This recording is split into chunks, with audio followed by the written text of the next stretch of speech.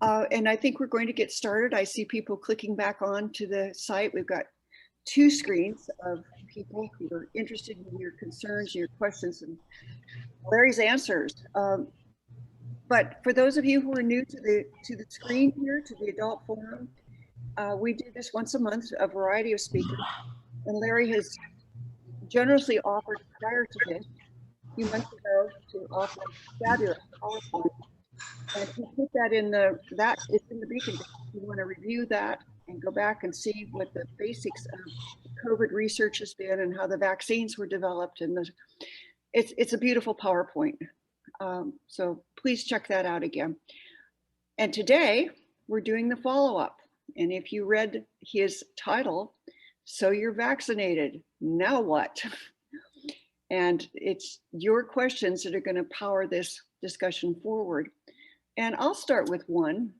As I was reading your explanation or your presentation description, it sounded like, don't go anywhere, don't do anything, guard yourself. And I think a lot of us are kind of feeling like we're being batted back and forth between two walls. The wall says, go ahead, open up, wear your mask, be careful, but open up. And the other one says, go hide in a hole. So I'm trying to figure out, my question would be, what is the responsible way to respond to this back and forth kind of information? You so know, Larry, yeah, go ahead. Everybody hear me okay? I'm holding up the mic. I've got more control if I don't use the computer mic, but it doesn't work if you can't hear me. Is it okay, Hallie? Loud enough? Good. It's good. I can hear you. It's okay, good. All right. So yeah, if you can mute your microphones if you're not asking a question, that's great. And but do ask questions. I have a couple of pictures to show, but I did not intend this to be as formal as the last lecture, because we had a lot of ground to cover last time. We have more ground to cover this time, but I don't feel like we have to get to any particular destination. I'm just trying to answer questions. Thanks to everyone who sent me questions. I'm not looking at my email while I'm giving the talk. So if you email me a question, you're going to have to wait, until I get around to reading the emails, later today. In order, I do have the chat on in a separate screen. So I am trying to keep track of chat, but I probably, won't be able to do that as well as I would like to. And so Hallie's question is a super, super important one. And I think we're not going to get to the answer, Hallie, until we get somewhere farther into the talk, because that is the most important question. How does the information that we're getting these days affect what we do? All right, because we are people who are information oriented. You wouldn't be at this talk if you weren't, and you're trying to assimilate a whole bunch of information, which may or may not be the sort of thing you were trained to assimilate anyway. And then you turn the knowledge that you have into action. And I'm hoping that in the next 45 minutes or so, we will get to some knowledge and maybe an idea of what our options are, so that we can all make better choices. So that's the point. That's going to be the point of the talk, and I will get to it as we get there. Let me also give a disclaimer. All right, most of you know that I spent many, many years as a teacher and as a professor. And as a teacher or professor, at least if you're a good one, you try and keep your own opinions kind of out of the things that you say, because the point is to give information and encourage your students to learn to think for themselves. But I'm going to give you all the credit that you can think for yourselves. And when I tell you something that's my opinion, you can say, well, that's stupid, and move on. So you are please invited to do so. And you can even tell me to my face, doesn't bother me whatsoever. Just really quickly, I'm going to give a 5-minute quick background to make sure that we all have the same vocabulary, and that's all. Then I'm going to answer questions. And this, in fact, was a question. It's like, quick, reorient us. What are we talking about? And so I'm going to be talking about COVID-19, which is also known as SARS-CoV-2. I'm doing a screen share, which is not a PowerPoint for a good reason. And so it's not as elegant, but that's the way I'm going to do it. So SARS-CoV-2 is the one that was discovered at the end of 2019. It is a coronavirus. which is related to a lot of other coronaviruses. And if you take a look at this, coronaviruses infect basically all mammals on the planet. SARS-CoV-2 is most related to a bat coronavirus. So we think that it entered the human race sometime in 2019 and somewhere probably in China from bats. There are other coronaviruses, including the original SARS-CoV-1, which came into the humans about a decade and a half ago, which was extremely lethal, but not very transmissible. And so we looked at that and started to develop vaccines against it, but didn't worry about it as much. And these are all related to coronaviruses that are way over here, not, somewhat genetically related, but long way away, that cause colds. So we are experienced with coronaviruses all the time. I'm one of those guys who gets an upper respiratory infection about 12 times a year, and some of those are from coronaviruses. And so coronaviruses cause respiratory infections that are as mild as the common cold and as deadly as MERS, which was the Middle East respiratory virus, which had a lethality approaching 50%. So these are a variety of different things that we can expect from coronaviruses. And so I just want to recap a couple of things. First of all, this coronavirus is not as lethal as MERS, but it's still running about 3%. If you have any sort of symptoms, between 2 and 3% of the human race died of coronaviruses after getting infection. There were people who got subclinical infections. We don't count those in these numbers, but we don't count them in the numbers of anything. We don't count them in influenza either. If you don't go into a doctor and get an influenza test, we don't count that you had influenza. So these numbers are about 10 times worse than the worst influenza that we've experienced in my lifetime. All right, so this coronavirus is deadly and it's super serious. These are the causes of death in 2019 and 2020 in the United States. Here's all deaths. This is logarithmic because I can't get them all on the same scale, down to deaths by suicide, which are in the tens of thousands. And there's COVID, okay? 660,000 deaths overall, and of those, about half occurred in 2020. So this is a major killer, and it has not gone away. It's not gone away. I will give you this this PowerPoint or this slide later. So these are the various sources that I've used. Is not going away. It's coming back. We are now, looking at fifth wave. This is what's happening in the United States, and this is what's happening in Texas, which looks very similar, and sadly, pretty much what looks like in Oregon, where I am as well. You have more people, so the numbers are greater in Texas, but the trajectory is exactly the same in Oregon and in many other states as well. So this is a thing that is with us and it's not gone away.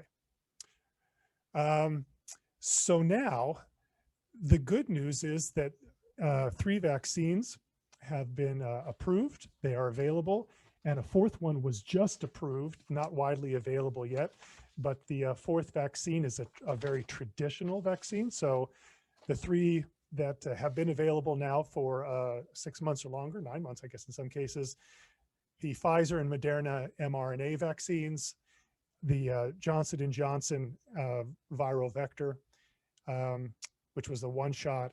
And now there's a Novavax protein-based vaccine that has just gotten emergency approval from the FDA, a very much more traditional vaccine. So it's made along the same sort of platform as the hepatitis B vaccine, which has been approved since the 80s, and many of us, everybody in healthcare, has been vaccinated with over the course of decades.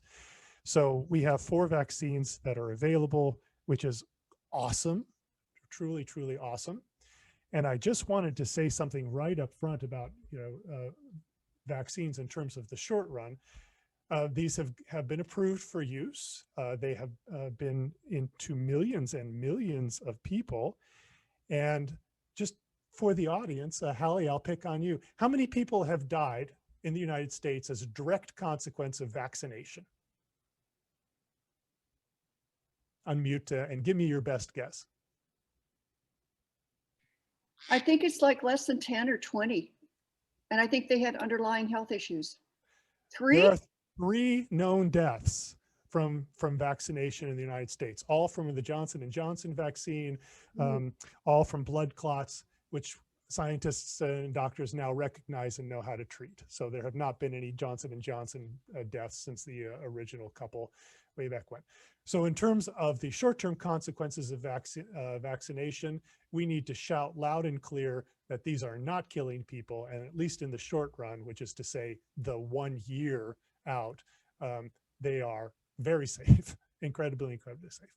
Okay, so I think that said, let's move on. Okay, so what's happening right now? I was vaccinated at the end of March and end of April. So I got my 2-shot Moderna vaccine. Pretty much everybody who has checked in already said, yeah, I got my shots when, I got my shots when.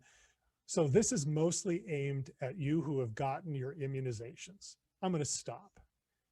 If you haven't gotten your immunization, write me an email and tell me why, and I will do my best to help you figure out why you should get vaccinated, because you should.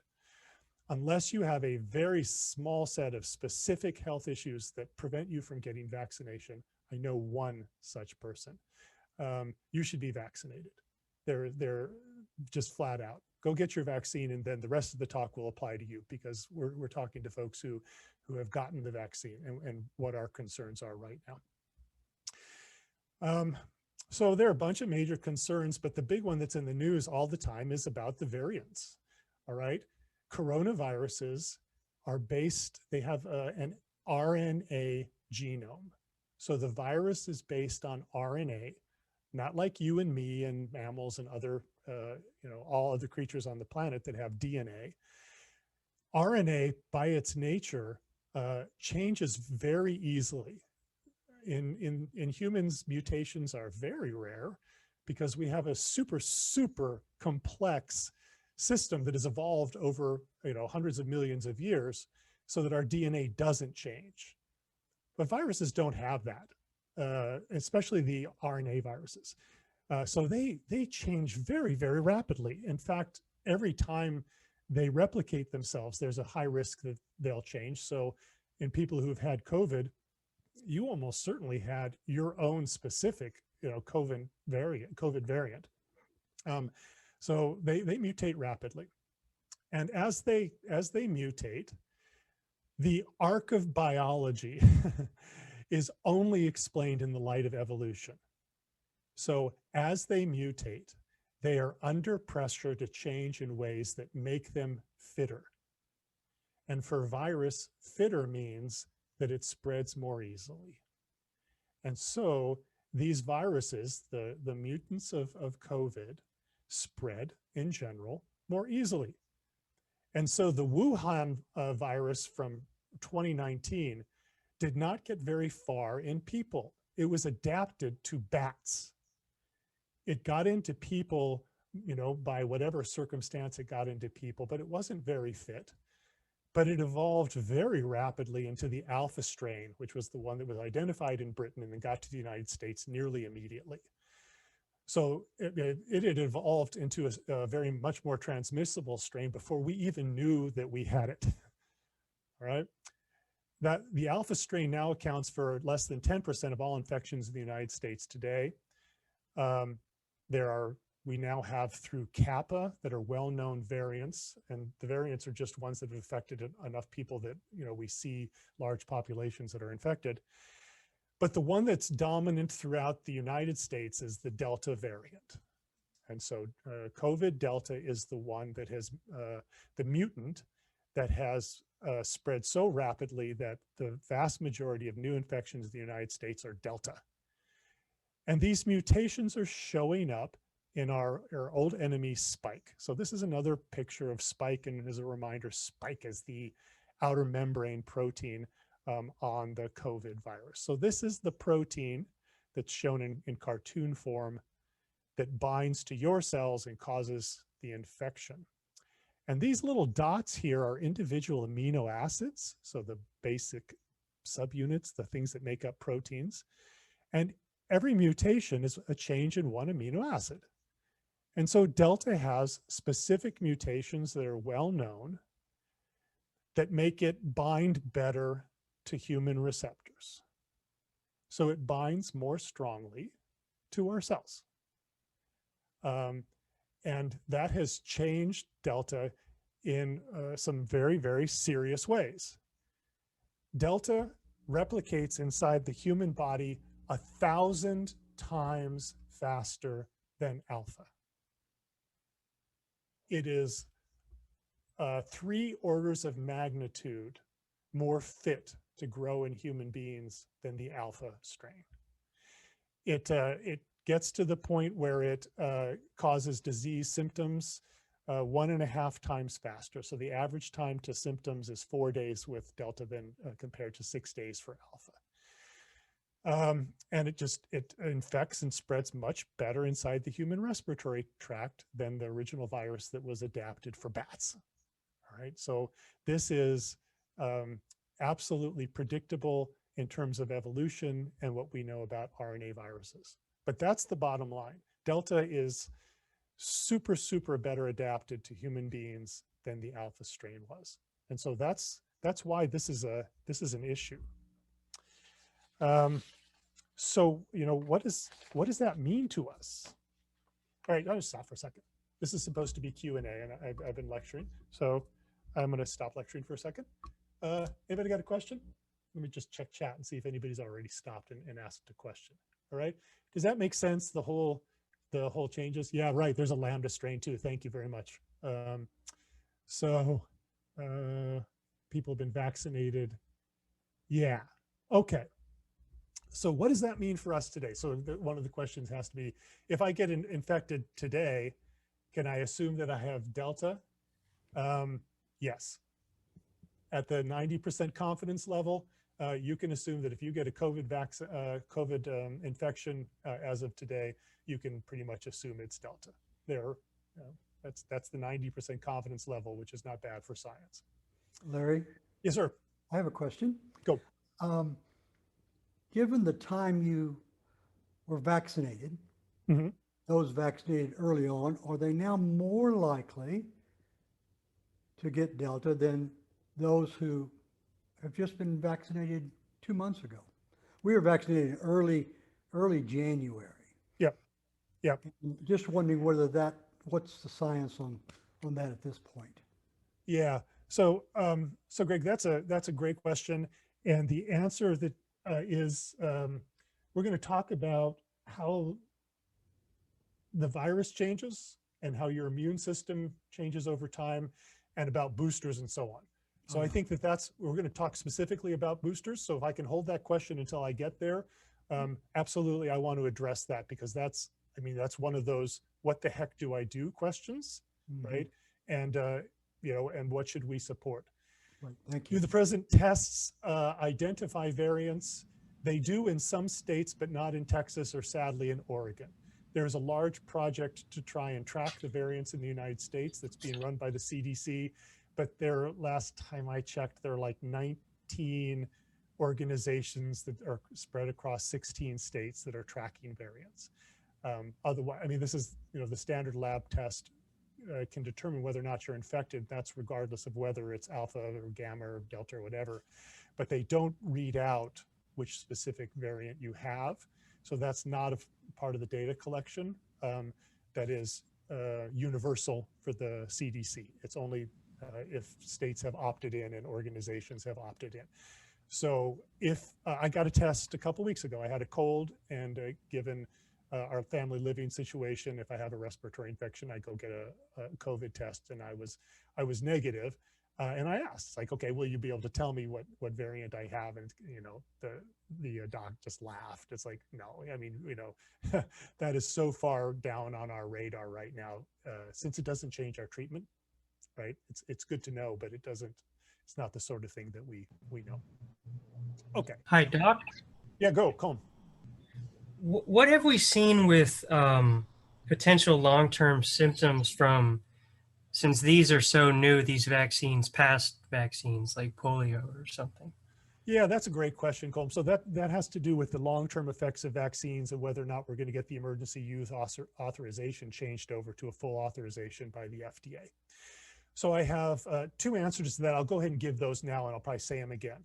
The first is that in general, there are no long-term effects from vaccines other than preventing illness. We don't see long-term disabilities resulting from vaccines. There was one case in it was yellow fever, I think, where there was a longer-term vaccine consequence, but it's very rare. And these vaccines, the mRNA vaccines, have been injected into people now for over a year, right? The trials started at the beginning of last summer. And so we would expect to see something, of vaccines that have been in hundreds of millions of people over the course of the last year. We would expect to start seeing something if there was going to be something. So I'm gonna give you a confidence level. I'm 99% confident that we are not going to see some sort of consequence of the vaccines, and the 1% is the mRNA vaccines, which we just still don't know. I don't know why there would be a consequence, but biology sometimes surprises us. It just seems to be a hesitancy factor for a lot of people that it's so new. Yes, So absolutely. we can use the past to help us in the present. Right. So it's not the sort of thing that we have data. No, so we have data, and our experience suggests that it is not an issue. All right. Abundance of caution. You're much more likely to die from COVID than you are to die from the vaccine or have a long-term consequence. And COVID has a long-term consequence in at least 40% of the people who get COVID, whether or not they had symptoms. So when you're talking long-term consequences, get me aside and talk about what it's like not to be able to walk up a flight of stairs because you had COVID 15 months ago, right? I'm going to call that a long-term consequence that has fairly significant, risk. So Larry. Yes, ma'am. Okay, so I now have been tested COVID positive, and I've been vaccinated since March. Yep. So the long-term effect of having this cold now, right? I got it as a head cold. Is that long-term? Are there long-term effects to this now with this COVID? Mary, yeah. that is a brilliant question, and you're going to have to file it away for me to answer a year from now. Yeah, because I'm supposed to test again. Yeah, you'll test again. The real question is, are there long-term consequences from COVID if you got it after you've been vaccinated? Right. That's a real question. But let me give you an opinion. Okay. This is an opinion. This isn't even a 50% data. This is my opinion. The long-term consequences of COVID appear to be because the COVID-infected cells all over the place, right? My long-term consequences were pulmonary, which is to say they were deep in the lungs. And there are cardiac consequences and neurologic consequences and gastrointestinal consequences. Okay. If you get COVID after you've been immunized, the vast majority of the cases stay restricted to your upper respiratory tract. So it acts a lot more like a coronavirus cold than a coronavirus pneumonia. Okay. And so I'm at the 50% confidence level, flip the coin, I think you're less likely to have long-term consequences. I have an opinion at all because of our data that suggests that after immunization, COVID restricts itself mostly to the nasal passages. You're much less likely to get pneumonia or have it spread to your heart, intestines and so on, brain. So the question is once I get over this, can I get it again? Yes, almost certainly. 99% confidence, right? Yeah. We all know this. Okay, let's think back to our experience with coronaviruses. I've been getting colds since I was 2. I have almost no immunity to respiratory viruses, right? And, I get a coronavirus-based cold probably every couple of years. They mutate, and our ability to fight off respiratory infections wanes very rapidly. We don't get long-term immunity to respiratory infections. We get large doses of them in our nasal passages and so on, and so we tend to get infected by the same virus or one that's similar, mutated but similar, often. So are we going to get COVID again? That's the summary slide. You bet we are. This is not going away. we are going to live with COVID for the rest of our lives. Hopefully we will learn how to deal with it better than we have in the United States in the last year and a half, which is badly. So Larry, if I'm vaccinated, do I have just as good a chance to give it to someone else, or am I protecting others by being vaccinated, not just myself? Well, Molly, I'm going to have to give you the bad news. Again, this is one of the takeaway messages. If you had asked me that question 6 months ago, I was feeling pretty hopeful. With Delta variant, I am not hopeful at all. People who are vaccinated are getting Delta almost at the exact same rate as unvaccinated people. All right. Delta is so transmissible and so infectious. Here's my slide on that. I'll talk to that for a second. I'll get back to your question. The original coronavirus, the COVID-19, had an R naught, that's the magic value, of barely over 1. It was not a very infectious virus. If we had instituted public health measures early on, we wouldn't have had an epidemic because it was poorly adapted to human beings. But the Delta variant and the Kappa, I believe, which is the one that's in Australia right now, are way up here at R values, R naughts at like 6, which is to say the current understanding of how infectious this virus is that if you are walking past somebody who is infected, you can get the virus. All right. So regardless of whether or not you've been immunized, it's a super infectious virus. Now, oh my golly, is that a horror story? It is, but more for a public health issue than it is for you. If you get Delta, you have a 200-fold decreased chance of hospitalization or death. So the vaccine is doing exactly what I told you it was going to do in December, which I take no credit for because everybody who's worked in vaccines knows the same thing. The vaccine doesn't protect you from getting infected again. They can't do that. They protect against disease. And these vaccines are doing that. Underscore, right? Highlight, shout it out. The vaccines are protecting people against illness and death, exactly as every bit as much as we had hoped they would. A 200-fold decrease in the risk of hospitalization or death is an amazing thing. But people who are vaccinated are getting Delta, and they are expressing it in their upper respiratory tract, in their nose and throat and so on, and they are spreading it. There's no doubt. There's no doubt. We saw this, we've seen this at a variety of super spreader events, including the one in Texas, the summer camp one, which was very well analyzed. And people who are immunized got Delta, and people who are immunized and infected with Delta passed it on. Okay? So basically, I'm only protecting myself. Yes. You are protecting yourself. All right. And that's sad because normally, again, back before Delta and Kappa, the answer to that would have been different. But the immunization, unfortunately, is not protecting others. And so let me just see if I had to say anything. No, that comes into the next thing. How do we protect others? Okay, because we are not protecting others against the most likely variants with our immunizations. Sorry, that's the fact. How are we protecting others? We have to put the masks back on. All right. If we don't do that, this virus is not going to ever go away. And there was a very good question about the changes in guidance. And so I looked at everything that's been done on how good masking is for dealing with the virus. Regardless of what strain you have, all right, that it hasn't changed as far as we can tell.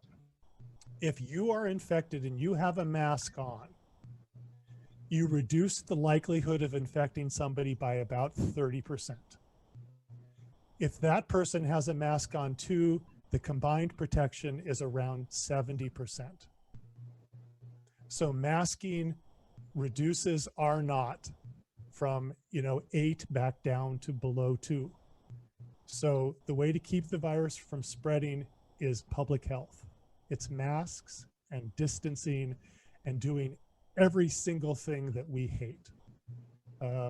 Because the Delta virus is going to spread if we don't immediately go back to the public health measures that we know work to prevent respiratory illnesses.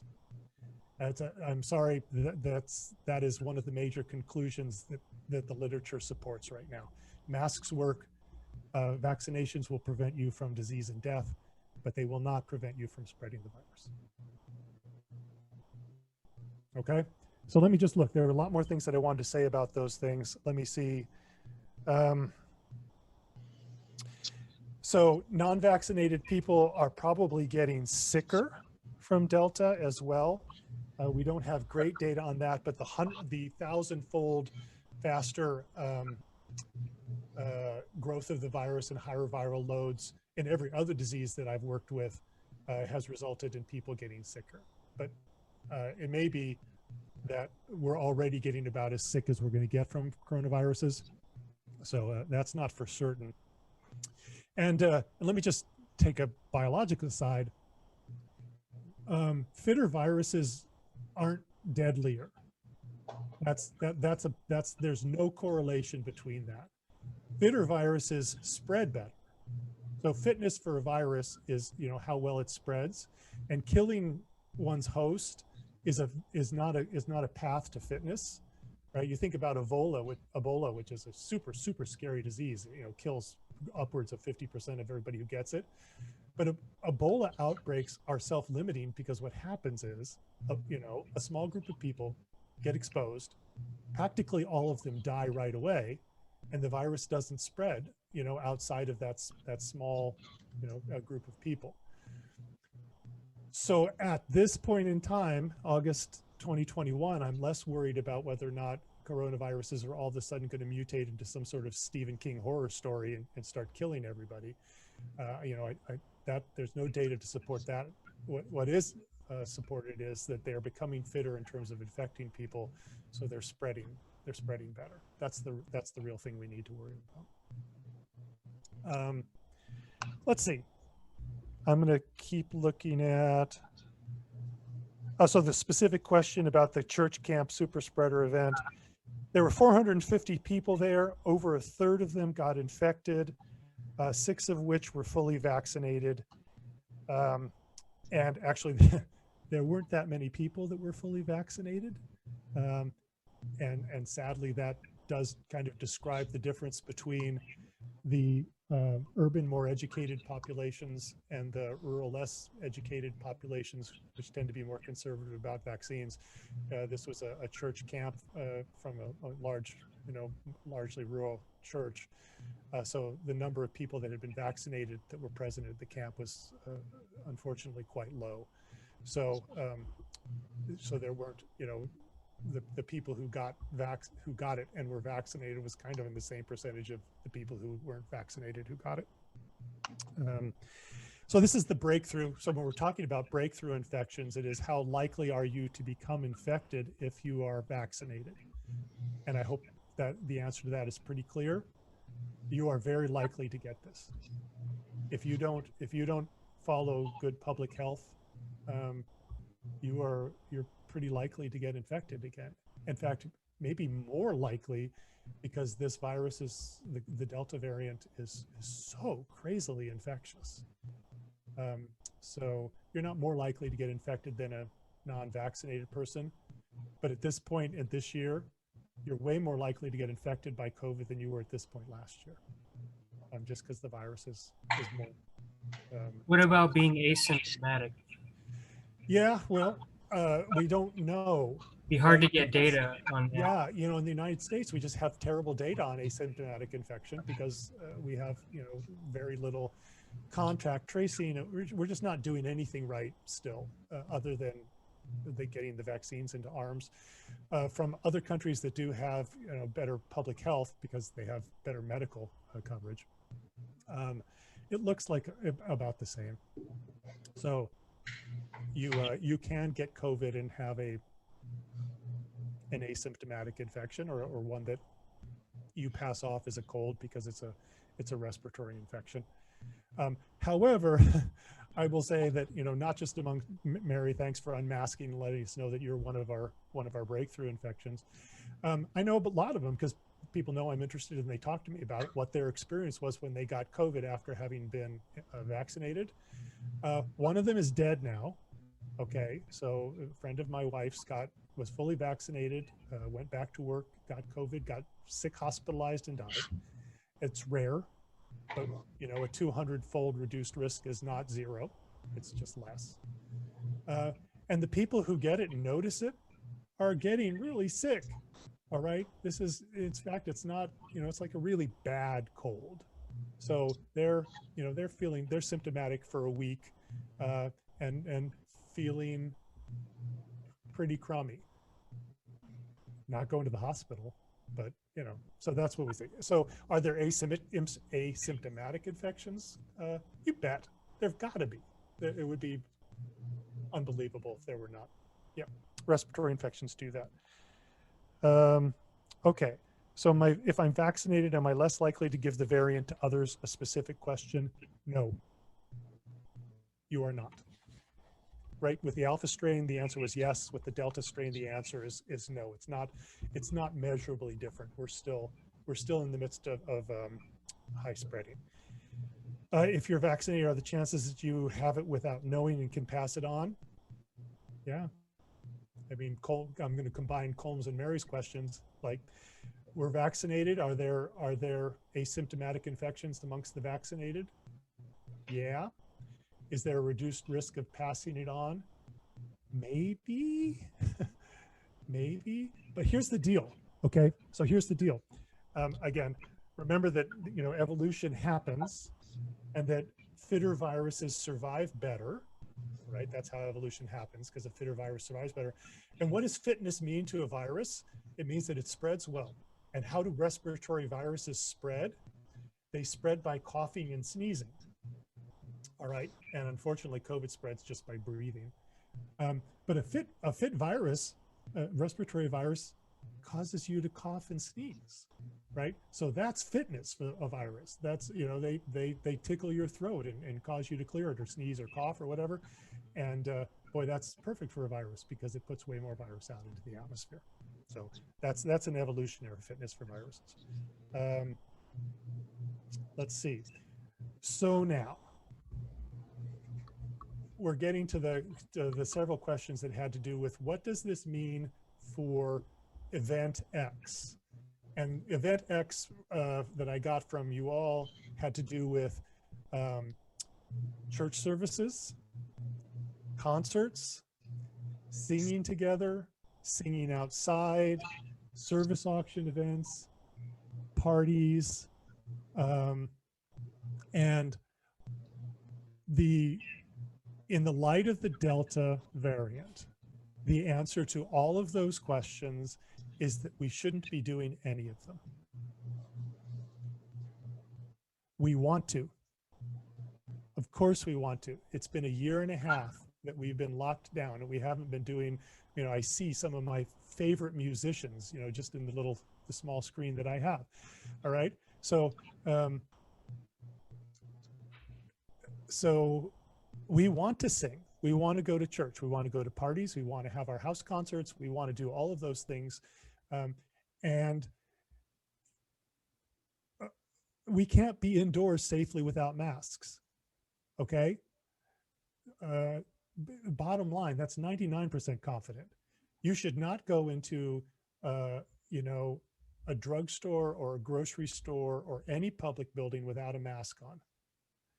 Regardless of what your local mask mandates are or are not, the same places are reinstituting mask mandates because the data show that you can't be in public without a mask.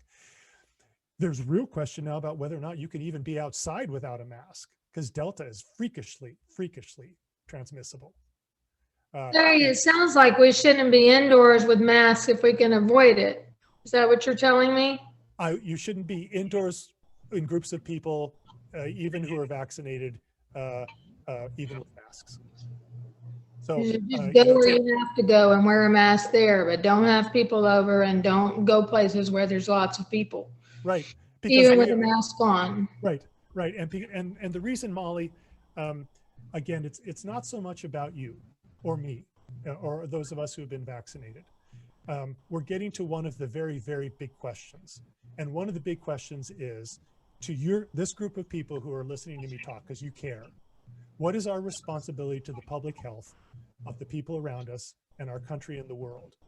And the answer is, if we want COVID to go away, we have to institute public health measures that are consistent with stopping its spread. All right. And those public health measures are very clear. They're the same that they were this time last year. Wear masks, don't have indoor gatherings, don't gather, don't do those things because they contribute to the spread. And the spread is going to go into people who aren't vaccinated. And if we continue to spread it as vaccinated people, we've given up on the idea that we have any responsibility not to kill others, and it's criminally negligent. All right. If we do things that spread coronavirus, it's going to lead to the death of other people. And ethically, I cannot see why we don't have the same responsibility to not spread the virus that we had a year ago. Even if we're less likely, if I'm personally less likely to die, that's like, okay, why shouldn't I drive a tank on I-45, right? It's not going to hurt me because I got the tank, but the people that I run over are still going to be run over. And so, you know, our vaccination shield that protects us from death doesn't apparently protect other people from getting infected and dying. And the ethical consequence of that is clear, right? My right to swing my fist ends where it connects with somebody else's nose. And I mean, those are the data on breakthroughs. And so more questions on breakthroughs. How are you defining going away of the virus? If it's going to stay with us for good, I only see it as reducing the speed at which variants arise. We are eventually going to reach community immunity, and COVID is going to become another coronavirus cold. That's our goal. Our goal is to have enough people in our community, and you can define that as Northwoods or the Woodlands or Texas or the United States or the world, however big your conscience spreads. But our goal is to have coronavirus drop down to an upper respiratory infection that's a nuisance, that in fact we can get vaccinated against, which is even better than most colds, right? That's the goal.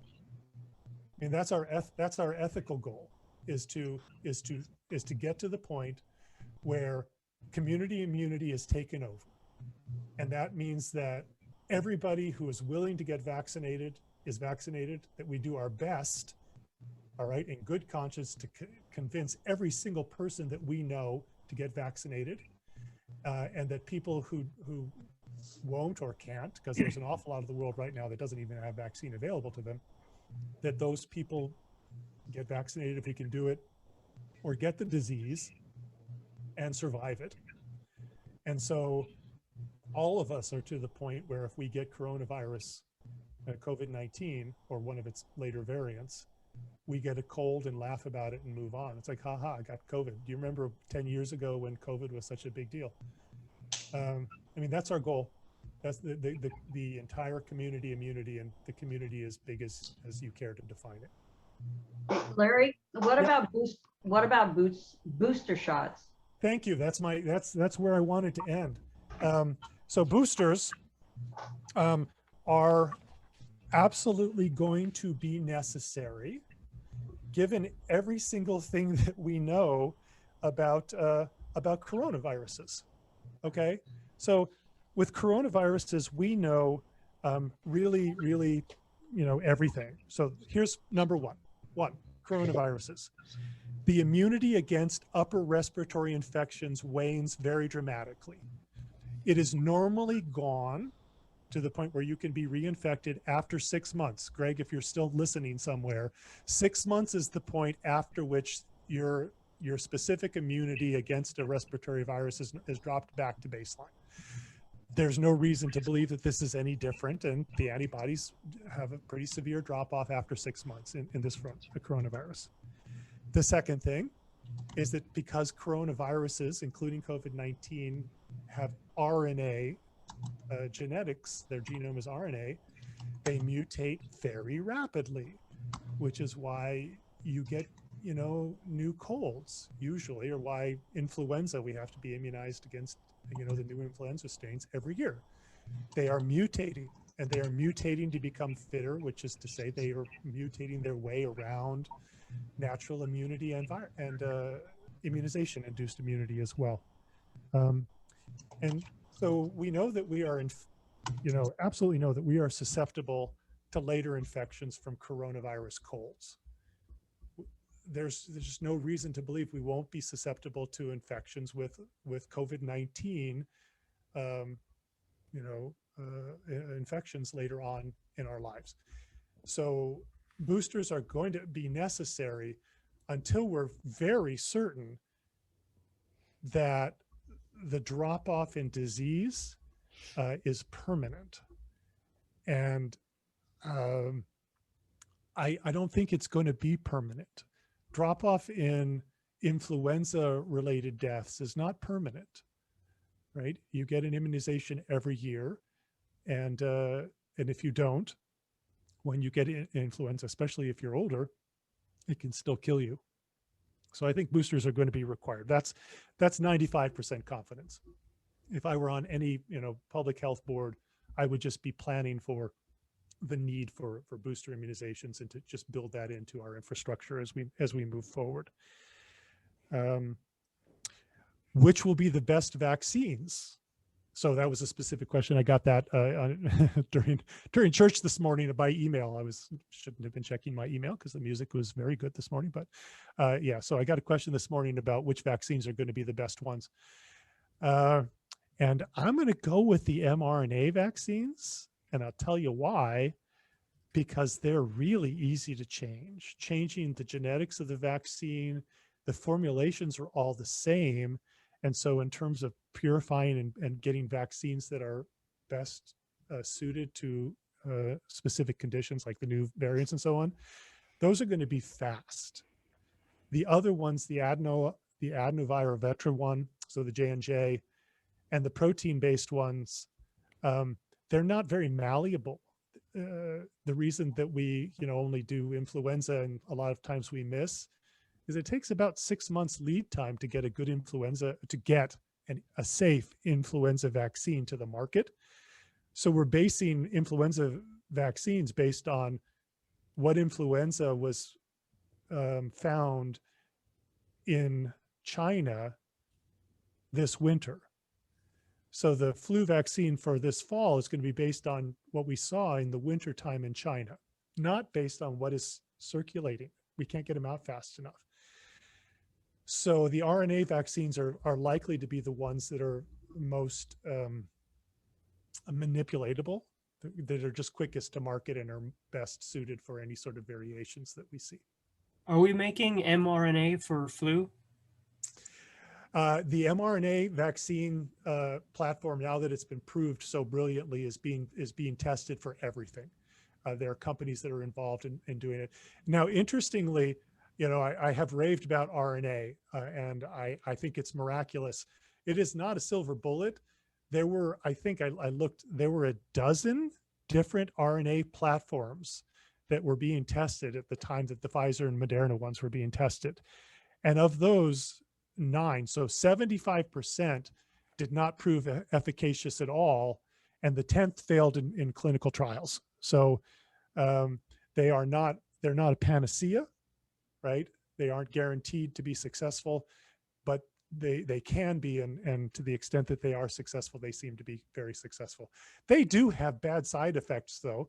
All right. Now, don't quote me out of context. That is to say that everybody I know, with very few exceptions, when they got the mRNA vaccines, got pretty sick for a couple of days. I couldn't get out of bed. I mean, I didn't have a fever or anything, but for 2 days, I was so tired I couldn't move after both the first and the second shot. And that had never happened to me before, except back when I was a kid and was getting, vaccinated against horrible things like typhoid fever to travel overseas. So the protein vaccines typically make your arm hurt. They don't lay you out. So the short-term side effects of the RNA vaccines would be something that I'd love to see if it's possible to alleviate those. But Do you no know? long-term do you know- side effects. They're not killing people. Do you know a percentage of people that get side effects from mRNA? Because I mentioned the booster to a friend, and he was one that got very sick, and the thought of a booster made him recoil. Coleman, I don't have a great answer to that question. I mean, it's a great question. And the answer is the side effects are variable from person to person and from shot to shot. It seems like, mostly people had their worst, immediate side effect to one or, either the first dose or the second dose. And that may have been affected by whether or not you've been exposed to COVID before.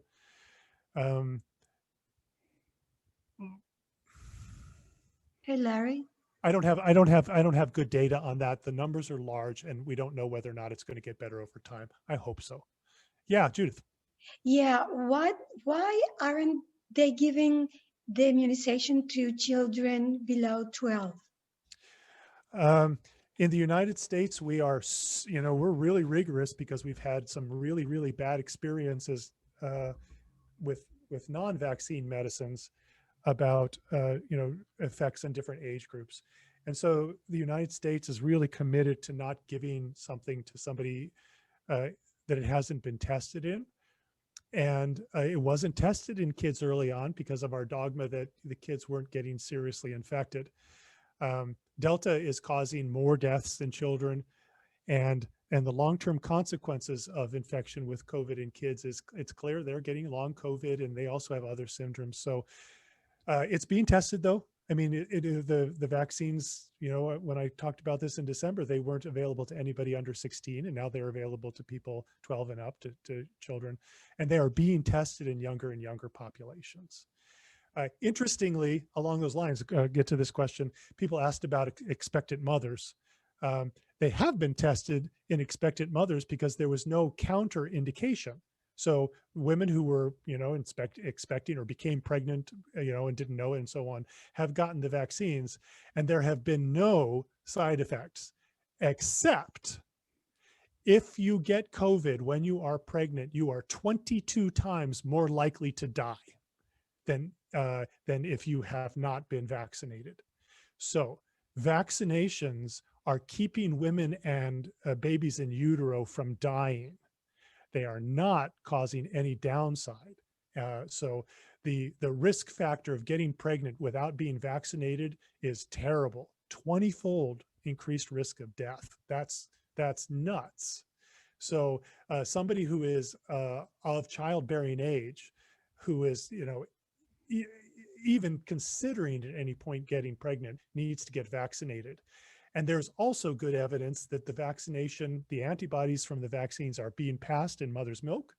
The vaccines are not. There's no mechanism by which they can do that, but the antibodies are being passed in the milk, and they're showing up in the babies. And they, with other respiratory infections, these antibodies seem to be protective against other respiratory infections.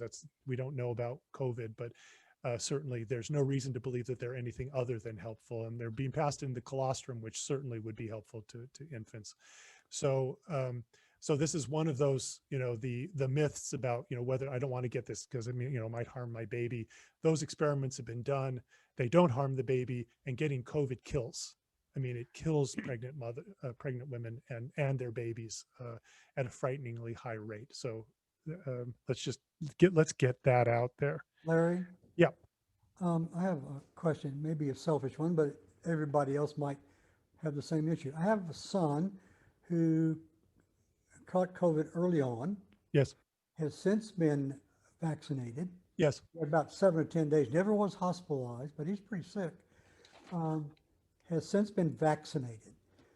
We don't know the long-term effects of having caught COVID, but would the vaccination offset some of those long-term effects or not? Yeah, that's not selfish, or unless I'm being selfish. I was in the same state. So I got COVID real early on, very mild case that resulted in a long, series of symptoms, the worst of which is, fatigue on exercise.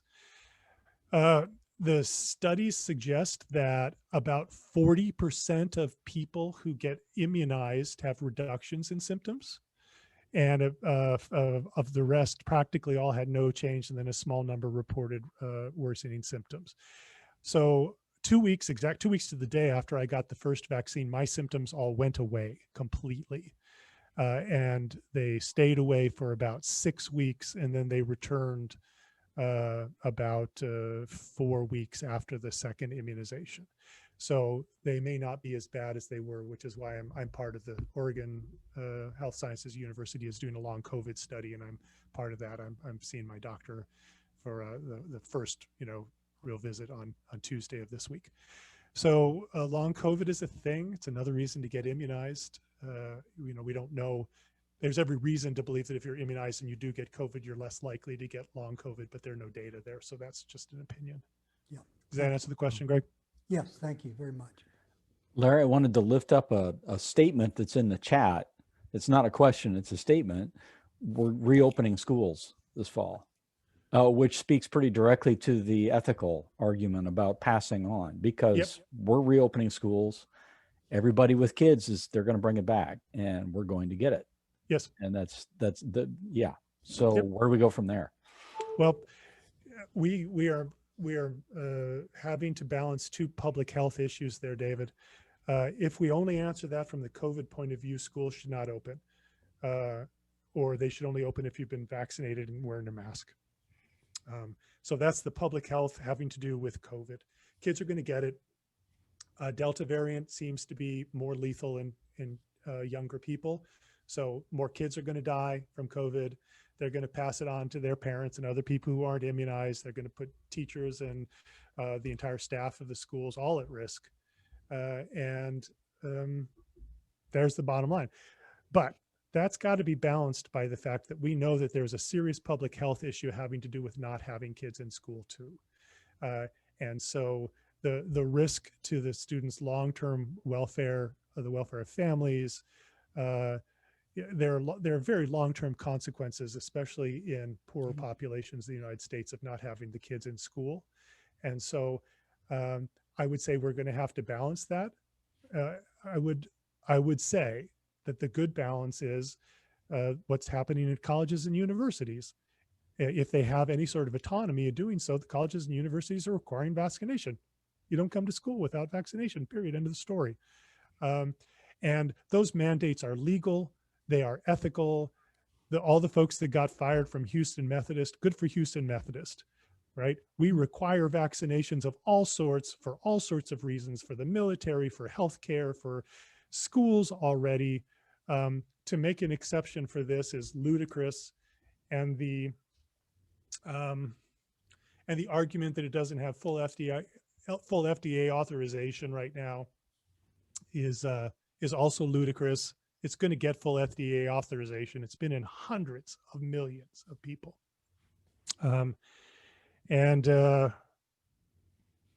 So the schools, we need to require vaccination. And if we're going to have kids in larger classes, we should require masking too. Why is it such a sticking point now with vaccinations? Haven't we had to have vaccinations for MMR and all the others? Right. But the argument is that we don't have full authorization yet. And so for that reason, we shouldn't require them. I guess some of those requirements, they're like in the military and other contracts, you can be required to take fully authorized vaccinations. Yeah, well, that's nonsense, David, because I was in during Desert Storm, and during Desert Storm, we had an anthrax vaccine that, as far as I could tell, was mostly made of floor sweepings off the floor of the Dietrich, Maryland lab. And they marched us in, and they gave us those anthrax vaccines before they sent all my comrades, not me, I didn't go, but the people I know that were sent off to Kuwait and so on, got a vaccine that didn't even have emergency use authorization. It was terrible. Wow. So in the case of need, and if 660,000 dead Americans doesn't show something in the way of need, we are willing to bend those rules. And the fact that it hasn't been, you know, that we are using the, oh, it isn't fully authorized as an excuse it's a bad excuse. And we should override that, and we should write new laws. And if the laws aren't overwritten, we should protest until they are, because this vaccine has proven itself to be super, super safe. And the prevention of, you know, hundreds and hundreds of thousands of projected deaths from COVID, just, we're letting people die. It's criminally negligent. All right. And at minimum, it's criminally negligent. At worst, it's murder. Right. So we know what the consequences are of getting COVID. And so even if it's not murder because you don't know a specific person is going to die, we know the numbers of people that are going to die, and we know the numbers of people that didn't die already because of the vaccination. It's large. We have prevented several 100,000 deaths because of these vaccines. Larry, I'm going to jump in here and be the timekeeper, the time Yep. clock for a moment, and give you an opportunity to wind this up. Yes. You have given us so many vital and thoughtful pieces of information here that send me back to my corner to think about how I'm going to get out the door then tomorrow morning, or Yep. maybe just stay inside. But we really appreciate your help here. So do you have some concluding comment for us that you'd like us to share? Would you like to share with us? Let's see. Well, I think I've been asked and given the majority of the yellow highlighted statements already. Here's one: you should get vaccinated. Everybody should get vaccinated, and we should be doing our best to help other people get vaccinated and to convince them. The second is that because of what's going on with coronavirus, the vaccine is not a silver bullet. It will protect you from death, which is fabulous and is a good take-home message.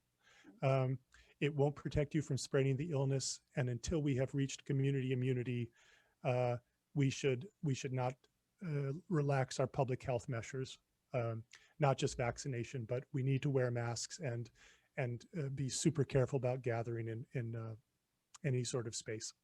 And that is a sad take-home message. But in the last month, I have gone completely from, I started taking masks off. I never went into a restaurant, couldn't bring myself to do that. But I had started considering going into grocery stores without a mask on. And I wouldn't enter a grocery store without a mask on now under any circumstance. And I in terms of what we do in our church and our church gatherings, with the current evidence that we have, it's not safe in terms of spread of the disease to gather. We won't get sick and die, but we will probably get infected and pass it on. And that is it's a risk that I would argue we should at least have a deep conversation about whether we're willing to take that risk. Well, we thank you so much for this, for the intense and honest and informed information you've given us. It's a tough problem. And Greg got one more comment here. Go, Greg. I just want to know, is this conversation recorded? I don't think so. Yes. Oh, is Yes. it? Is it, Yes, David? it's recorded. You can see the recording. It says it's recording. Button up Yeah. in the corner. My screen says it's recording. Okay, excellent. So where would that be found? On the Northwoods website? Northwoods YouTube? David, do you know? Well, Rusty just put it in the chat. Okay, Thank you very much, because I have friends and family members who are unable to attend, and I promised them I would try to get them access wonderful. to the recording. Same here. Well, Larry, thank you again. Thank you so much. We might Thank have you you so back much. to find out what you are as a guinea pig with the long haul testing. I'll let you know maybe in 6 months. Okay, I can't stick around today. There have been lots of other good questions, and I will try and answer those if people want to email me. But I'm going to have to close out with that. Thank you for the opportunity to be part of the conversation. I appreciate you all very much. thank you. Thanks, Doc. Bye now.